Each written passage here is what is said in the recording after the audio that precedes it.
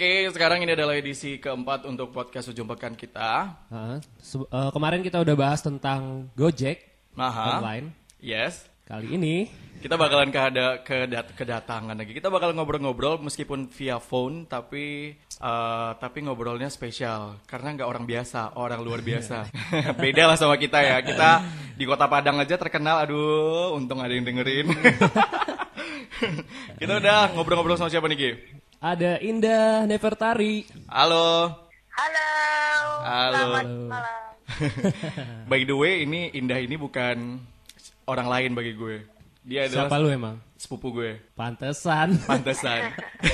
Jadi manggilnya kakak aja. Kalau lo sih manggilnya Indah aja karena kayaknya lo seumuran deh. Iya. Berapa sih umurnya Indah? Tebak berapa, yuk. Berapa, Bi?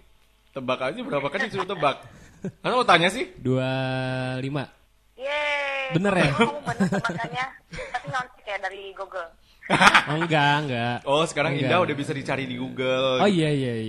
Udah bisa ya. Udah di Wikipedia gitu. Udah ada Wikipedianya. Oh iya, aku mau sapa dulu. Assalamualaikum warahmatullahi wabarakatuh. Iya. Jadi ini podcast kita nih, panggilan pendengar kita namanya Poppers. Apa? Poppers. Paper. Poppers. Oke. Oke. Assalamualaikum warahmatullahi wabarakatuh, Papers. Apa kabar? Tapi by the way, Kak Indah lagi di mana, Kak Indah? Ini sekarang lagi di Banjar. Di? Banjarmasin. Lagi ngapain di sana? Ya, di sini ada kegiatan aja di sini. Oh, lagi ada off air ya? Ya, sekalian ada sekalian Ada apa? Ada jumpa dengan keluarga. Ada jumpa dengan teman juga di Banjar. Sekalian merayakan menjalani ibadah puasa bareng-bareng, buka bersama. Kebetulan ada jam nyanyi juga di Banjar. Oh, gitu. Kalau kabar sendiri nih, apa kabar Kak Indah? Kabar. Alhamdulillah baik. Alhamdulillah baik gitu. Ya, kali ini kita nggak bakal ngobrolin soal single-singlenya Indah yang meskipun udah banyak ya. Mati sih. No network. Halo. Sorry termati, nggak tahu jaringan nih kayaknya. Iya, jaringan kayaknya kayak. tuh. Betul. Udah, lanjut aja ya. Lanjut aja. Kita nggak bakal ngobrolin soal single-singlenya, tapi kita bakalan bahas tentang new chapter of life seorang Indah Nefertari. Shit. Dari dulu yang penyanyi biasa, tapi sekarang udah jadi seorang yang terkenal di Indonesia. That's right. Wow, alhamdulillah ya. Kita tanya perasaannya gimana sih habis menang dari Rising Star Indonesia? Perasaannya ya alhamdulillah, pastinya senang, bangga juga kan karena bisa membuat orang-orang yang mendukung dan juga pastinya keluarga senang, bangga bisa melihat sosok Indah yang sekarang sudah lebih dikenal orang banyak gitu kan. Jadi ya beda aja, lebih bersyukur aja dengan yang sekarang. Oke. Apa sih maksudnya lagu-lagu yang udah diciptain nih seorang Indah sendiri? Nggak diciptain sih, yang dinyanyiin terus jadi singlenya Indah ini udah berapa banyak? Untuk single sekarang udah yang ke-6, nggak terasa ya. Ya udah ke-6 Yang ya. pertama Udah berapa itu, tahun sih? Sejak ini sudah Rising menjalan Star? 2 tahun menuju 3 tahun lah. 2 tahun setengah. Menuju Oke. 3 tahun.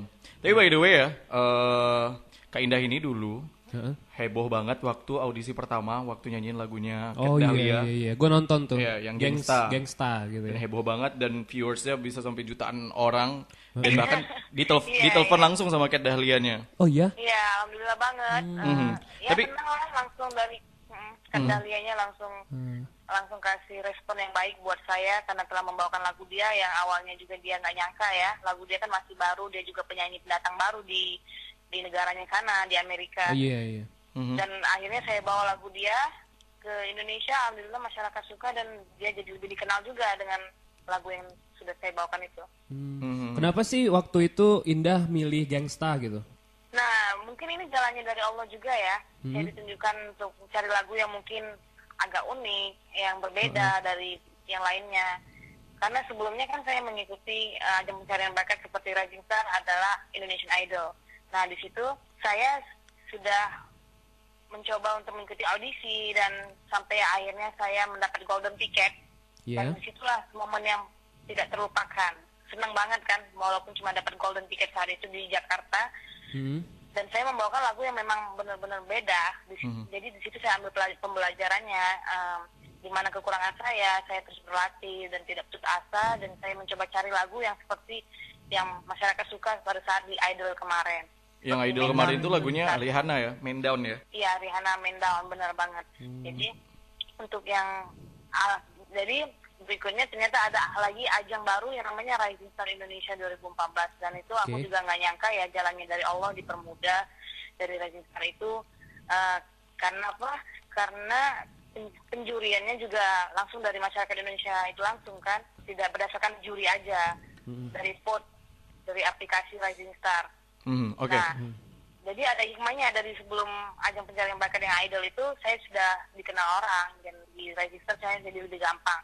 Dan tidak disengaja dapat lagu Gangsta ini juga tidak disengaja. Sebenarnya bukan saya yang mencari lagu itu, tapi justru keponakan saya. Saat itu dia lagi searching internet lagu-lagu di chart Billboard gitu. Oh gitu. Dan dia lihat, Dia lihat, wah ini lagunya unik nih, keren gitu kan, kayak Man Down gitu kan. Iya, pokoknya ya udah. Akhirnya saya dengar, saya suka, ya saya latih terus belajar, dan saya pengen mencoba membawakan lagu dengan karakter saya sendiri, dengan cara saya sendiri. Alhamdulillah senang. Ngomongin soal karakter nih, apakah sebelumnya Indah emang udah suka nge-rap, apa setelah dengar lagu Gangsta baru suka nge-rap gitu? Oh enggak, sebenarnya basically saya bukan penyanyi rapper, bukan nge-rap. Justru saya dulu tuh sukanya lagu-lagu ballad. Makanya saya ternyata di ballad saya mungkin banyak ya penyanyi yang di genre seperti itu. Jadi saya coba cari yang beda, dan saya suka mengikutinya, saya bisa. Ya udah, saya fokus ke genre yang berbeda seperti ini, seperti nge-rap gitu. Oh, kan? jadi rapper itu dapatnya karena penyanyiin lagu rap, terus orang suka, terus akhirnya ya udah deh di sini aja gitu. Iya, semuanya alhamdulillah kebetulan. Oh, semuanya kebetulan. Terus ya, maksudnya kebetulan di ajang itu saya pengen cari yang beda, yang unik. Bukan saya sengaja pengen cari lagu yang jenis rap gitu kan. Itu sebenarnya lagu Man Down, Gangsta itu sebenarnya bukan nge-rap sih sebenarnya. Iya, mungkin karena lirik yang rapet-rapet seperti nge-rap, temponya yang cepat. Mungkin karena di Indonesia tuh belum ada rapper cewek yang hijaber gitu ya, sepertinya ya. Iya. Iya. Terus pakai hijab itu sebenarnya ngejual nggak sih? Ya berkat ajang itu jadinya saya dibilang Queen of Rap gitu kan. Tapi ya akhirnya saya mau nggak mau saya harus memperdalam di genre rap itu, dan saya harus, ya memang saya suka, dan saya dengan senang hati aja untuk mempelajari lagi tentang rap itu, lagu-lagu yang genre nge-rap. Nah, untuk saya penyanyi berhijab yang membawakan lagu nge-rap itu ya saya rasa nggak masalah. Yang penting kan itu kan memang hobi, dan itu kan salah satu seni yang dengan jenis genre yang berbeda, asalkan kita tetap menjaga koridor kita sebagai penyanyi berhijab. Oke. Harus Jadi jaga lagu yang mungkin dari segi lirik ya. Walaupun saya waktu Rising Star berani membawakan lagu yang liriknya mungkin lagu-lagu barat kan, liriknya agak sedikit gimana begitu kan. Tapi ini ada pertanyaan menarik nih. It's just fun. Oke, ini ada pertanyaan menarik nih. Dari awal kan udah berhijab nih. Apakah berhijab itu udah dari awal dari dulu, atau ternyata pakai hijab jadi makin menjual seorang Indah jadi penyanyi gitu? Berhijab sebenarnya baru sih saya pakai hijab. Oh, baru. Dari duduk bangku kuliah. Dan walaupun sebelumnya duduk bangku kuliah saya itu mencoba mengikuti audisi nyanyi, gagal, tapi ya alhamdulillah setelah berhijab saya mencoba mengikuti audisi dengan hijab saya dilancarkan ya, alhamdulillah lolos gitu. Jadi jangan takut, berhijab itu tidak menghambat karir kita gitu, untuk sukses, untuk berhasil. Oke. Sip. Menjawab pertanyaan tadi nih, yang tadi ya. Berhijab, kenapa nge-rap? Ini kan sisi negatifnya ya. Biasa kesannya kalau nge-rap itu penyanyinya bertato lah, liriknya. Iya. Itu apalagi tuh lagu Gangsta itu kan liriknya agak gimana gitu kan. Kalau menurut kalau aku ya pribadi, selagi itu lagu orang ya nggak masalah. Maksudnya. Betul. Ini itu cuma untuk lagu, hanya untuk apa? Iya, gitu. Tapi kalau bagi aku pribadi sih itu menarik sih. Ya, kemarin aku sempat ketemu sama Kak Ari Untung, dia malah nonton Rising Star pada saat saya nyanyi Gangsta, dia seneng banget. Saya suka loh gaya kamu nyanyi Gangsta, itu beda banget, beda. Kamu bawakan jari gitu dengan hijab kamu katanya gitu. Iya. Iya betul. Iya, cuma ya memang ada baiknya kalau ada lirik yang mungkin sedikit artinya vulgar, kalau bisa dirubah salah satu kata, nggak usah jangan semua juga gitu kan. Iya. Tapi beberapa kata itu dia. Terjadi hilang ya arti dari lagunya. Nah, ini kita udah berubah topik dulu nih tentang kehidupan Indah yang berubah gitu loh. Dari seorang yang biasa jadi seorang artis. Iya. Apa sih sebenarnya yang berubah sekali dari yang dulu sekarang jadi artis gitu? Apalagi juara gitu Nah, kan. apalagi juara satu. Gitu. Kalau dari saya pribadi perubahan menurut saya masih tetap Indah seperti dulu. Asik. Alhamdulillah saya merasa saya tidak ada yang berubah dari segi sifat. Kalau kata orang kan biasa lupa diri kayak apa namanya star syndrome ya. Nah, itu dia. Kadang kalau menurut saya masih seperti biasa Indah yang seperti dulu. Insya Allah nggak akan sombong lah ya. Cuma mungkin orang aja beranggapan karena kan sekarang sudah bedanya kenapa? Karena saya lebih sibuk aja dengan kerjaan. By the way, kita kalau boleh tahu nih, kalau misalnya sekali manggung itu bayarannya berapa sih? Kalau seorang Indah udah hampir 3 tahun nih ya. Berapa ya? Kasih tahu dong. Ya. Justru saya sebenarnya itu kalau masalah finance itu urusan manajemen ya, tapi saya itu masih di standar lah, masih tidak semahal-mahal sama penyanyi senior yang sudah papan atas. Ya masih baru lah ya. Saya kan artis termasuk baru juga, jadi standar lah menurut saya. Standarnya nggak bisa disebutin angka nih Kak Indah. Kira-kira dari segini gitu. Ya kira-kira 25 ke atas itu lah bisa. Oke. Itu ke sekali show. Ya. Tapi itu bisa menyesuaikan dengan eventnya nggak sih, Indah? Iya. Iya, ya. Sesuaikan dengan event maksudnya gimana? Ya ada. Budgetnya? Maksudnya? Iya, ada event kampus atau event korporat gitu kan, beda-beda. Ya pastilah. Itu kalau di manajemen Ada saya ridersnya ya? pasti ada budget tersendiri untuk pensi mungkin ada sedikit dikurangin ataupun kalau acara lain juga beda-beda. Oke. Berarti itu soal itunya ya. Wah, luar biasa. Wah, kayaknya ini mau mengundang saya nyanyi nih. Oh, tenang. Tenang. Bisa diundang sekali-sekali kepada. Kita sering bikin acara juga kok. Insya Allah ya. Terus ngobrolin balik lagi soal Rising Star gitu.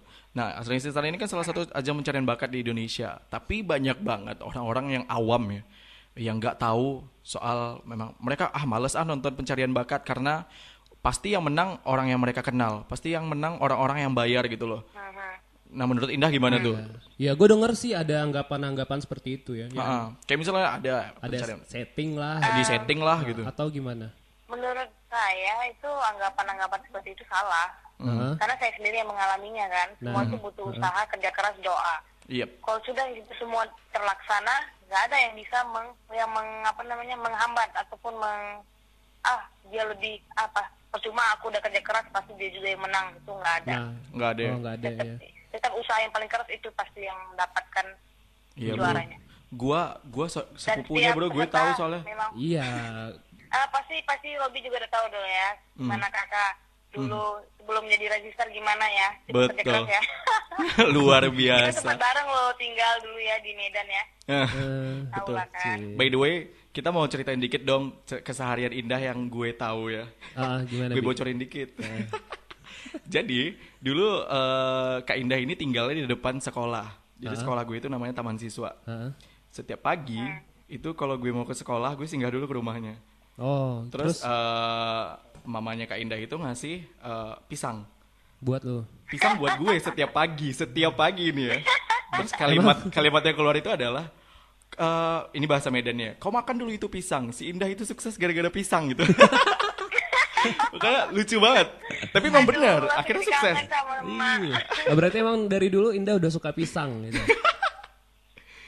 Iya, karena mamaku memang selalu memaksakan kalau buah itu kalau nggak pepaya pisang, ini selalu beliin sediain itu tiap hari. Karena kan pisang itu memang sebenarnya bagus ya buat otak, otak kita kan sekolah supaya belajarnya lebih baik, kecerdasan kita juga, kulit juga katanya pisang juga bagus kan. Untuk pencernaan apalagi gitu. Wah, kita bisa Dan kesehatan itu, sekarang. Iya, dan di Medan juga buah yang paling gampang didapat itu pisang. mau pisang jenis apa aja dapat, ada enak gitu kan. Berarti nggak recommended tinggal di Medan. Bisa dapetin pisang. Pasti nih kalau di ridersnya ada pisang nih. Bahaya. Tapi sekarang beda. Apaan sekarang? Kalau mau nyanyi aku nggak sediain pisang, roti. Apa? selalu roti. Oh, selalu roti. roti. Karena nggak boleh makan yang minyak-minyak gitu kan. Oh iya, pisang juga nggak berminyak sih Kak Indah. Iya, tapi susah dapet di Jakarta. Oh iya. Terus ada satu lagi, Kak Indah ini suka banget namanya jaga kesehatan. Jadi sebelum mahasiswa-siswa sekolah itu datang, itu Kak Indah udah putar-putar dulu lari-lari di lapangan. Oh, Nah, jogging. iya bener banget. Jogging dulu, habis itu kalau udah kelihatan satu siswa datang, berhenti. Oh gitu. Iya. Wah, lucu banget deh. Terus Iya, memang sebenarnya untuk artis olah vokal suara itu ya salah satunya harus olahraga. Oh, Jogging berarti itu seperti itu. buat ngelatih vokal juga ya, Indah ya. Iya. terus apa nih yang dikangenin dari sebelum jadi artis? Misal kayak dulu sebelum kayak gini bisa begini, sekarang nggak bisa, apa tuh? Karena udah sibuk kali ya. Kangen lah, apalagi saat Ramadan seperti ini. Pengen seperti dulu di Medan, bisa kumpul bareng, buka puasa bareng sama keluarga semua. Terus tukar-tukaran menu makanan, berbuka sama tetangga, main-main bareng sama teman-teman. Ya kangen juga lah sama Robi, sama semua keluarga di Medan. Robi kangen gak sama Kak Indah? Robi juga nggak pulang ke Indah, ke Medan. Oke, ada lagi nih. Apa ya? Kayaknya udah semuanya ya. Tapi by the way, selama bulan Ramadan itu berarti seorang Kak Indah gitu, karena artis berhijab, terus juga ada beberapa lagu religi yang kemarin udah dikeluarin. Terus bulan Ramadan berarti job semakin banyak ya? Iya, alhamdulillah Ramadan itulah yang lumayan job saya. Berkah ya. Walaupun sebenarnya sih pengen ibadahnya itu lebih difokuskan ya. Iya, Cuma iya. ya cuma diusahain aja job dan ibadah tetap jalan, jobnya juga tetap jalan, supaya masing-masing saling membutuhkan untuk dunia dan akhirat gitu kan. Iya, betul. Tapi by the way, menurut Kak Indah nih, gimana sekarang kondisi musik Indonesia? Karena banyak banget orang-orang Indonesia, anak-anak mudanya terutama yang suka musik barat justru daripada musik Indonesia. Wow, iya. Iya, dan terbukti juga pada saat saya Rising Star ya, saya kan kebanyakan bawain lagu-lagu barat itu. Dan akhirnya saya menang gitu kan. Tapi enggak juga sih. Banyak juga masyarakat kita yang senang dengan lagu-lagu Indonesia. Masih banyak ya? Sebenarnya sih ya yang bikin mereka senang sama lagu-lagu barat itu ya karena lagu barat mungkin dari segi musikalitas mereka lebih keren gitu kan. Kalau Indonesia mungkin masih belum bisa menyaingi musik luar negeri gitu kan. Oke, Kak Indah ceritain dong satu cerita soal selama manggung ada kejadian Atau pas di Rising Star bisa. pas di Rising Star juga bisa ada kejadian apa gitu, misal kayak ada fans yang gila atau ternyata ada kejadian-kejadian aneh gitu. Ada nggak? Fans ada lah pasti di Jakarta.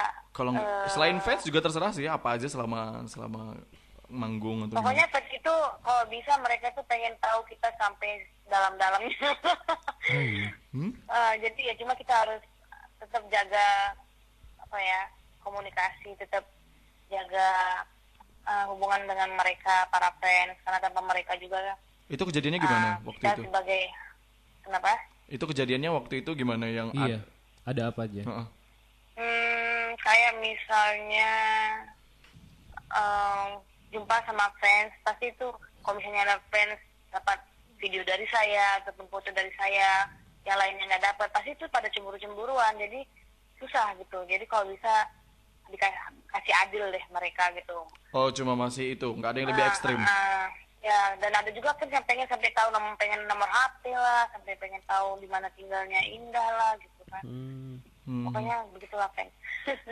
Berarti nggak ada yang lebih ekstrim Kak Indah? Kalau ekstrim mungkin kalau pernah telepon luar kota, terus kami pada pengen Indah foto-foto, terus ada yang pegang tangan saya, terus kukunya kayak ngecakar gitu, terus sedikit ya nggak apa-apa, mungkin dia mau meninggalkan kenangan dari dirinya. Meninggalkan jejak gitu ya. Iya gitu kan, ini kenang-kenangan dari saya gitu kan. Terimalah cakaran saya. Oke. Tapi lebaran Kak Indah ke Medan nggak? Kalau untuk tahun 2017 kayaknya lebarannya nggak di Medan. Kali ini saya pengen balik kampung ke Padang. Tapi bukan Padang kota, Pasaman. Nah, itu dia. Oh, Pasaman. Di mana tuh, Dah? Pasaman Barat, Air Manis. Oke. Jadi papanya Kak Indah itu adalah orang Pasaman Barat di Arbangis. Sip. Iya, Lo tetap kalau- keturunan Minang kok. Ada keturunan Minang kok. Lo ada keturunan Minang nggak? Ada dong. Ada.